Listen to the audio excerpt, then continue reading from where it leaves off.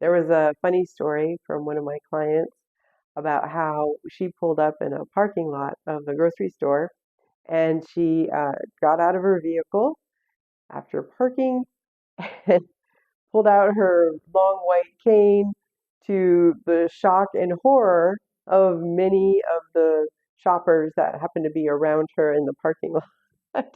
They thought it was some kind of a joke. When someone has low vision, it can be really hard to get around, especially if you're a working age adult in a rural area. And it's not just in rural areas anymore, because other communities in the suburbs and even in the cities are having cuts to public transportation. So, we're going to be talking about some other options today. One of my clients, while she was wrapping up her low vision rehabilitation plan and also her career training, told me that she felt confident being able to do everything she did before sight loss. Maybe a little bit differently, but nonetheless, except for one thing, and that was driving. So, for example, the lady who was driving but also used a white cane. So, her field of view up ahead, straight in front of her, was relatively um, full. But down below, like where her feet are when she's walking, um, she had some limitations, some limited field of view down below. And so she used the white cane just to make sure she wasn't missing anything like steps, curbs, things that just might be in the parking lot. And those were tools that she used together. So another option that sometimes the eye doctors may look at is fitting someone with special bioptics. Those go on your prescription glasses, and they're intended to work together to help with distance vision. So there's what someone's visual acuity is, and then there is what is that visual acuity corrected, and then what is it if it's corrected with something like a bioptic. Okay. There are also considerations, as I mentioned, with your visual fields. You have to be able to see a certain amount from side to side and straight ahead um, in the state requirements.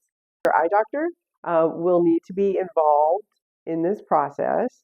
They have to sign off on your visual acuity and your visual fields. There may be things like color perception. Can you tell the difference between the red, yellow, and green on the stoplights? Um, and there may be some filters, tinted filters that can be added um, to different glasses to help with that process.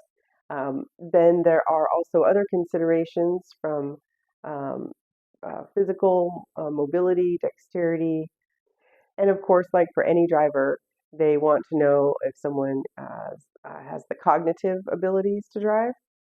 So, with all of that said, and let's say that there's a team in place to get you on the road, there will be special driving that classes that need to be completed for each state.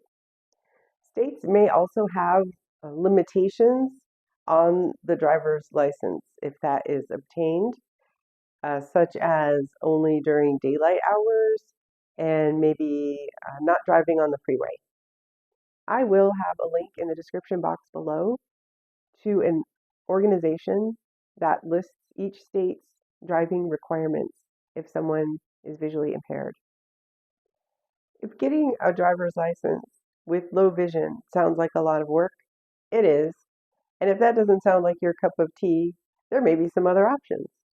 There's a new one with driverless car services in certain areas of the country. For example, where I live, Waymo has been providing this service for several years now, and there are people that actually prefer it. Since it requires an app on your phone, you need to feel pretty confident about how to use your smartphone in that way. There's an organization, Hadley, and I will leave their link in the description below. They offer online courses that are free about how to use your smartphone better and with apps. If driverless car services sounds like something that you want to look into, there's a YouTube creator named James Rath, and I will leave his video down below where he actually walks through the experience of using a Waymo as someone with a visual impairment. On the other hand, if driverless cars sound like something you don't want to try, or if they're not in your area, there are other options such as rideshare services like Uber and Lyft. Those also require being able to use an app on your phone. But there are also other services that contract with Uber and Lyft. For example, calling Go Go Grandparent doesn't require an app. They do that part for you and the booking of it. Of course, they charge a fee for that service, but if you feel more comfortable just making and receiving phone calls instead of using apps on your phone, then that could be an option. And real quick, I want to say a word about those rideshare services.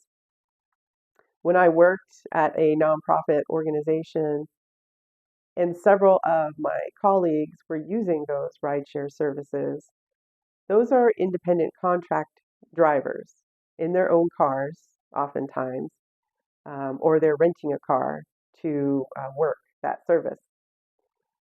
And the number of times that the drivers gave the passengers kind of a hard time if they had a service animal. And you need to know that that is illegal for any rideshare driver to give you a hard time or decline the ride with you based on you having an animal. And if that does happen, you need to definitely report that driver to the rideshare platform customer service. Another option that people use for getting around is carpooling.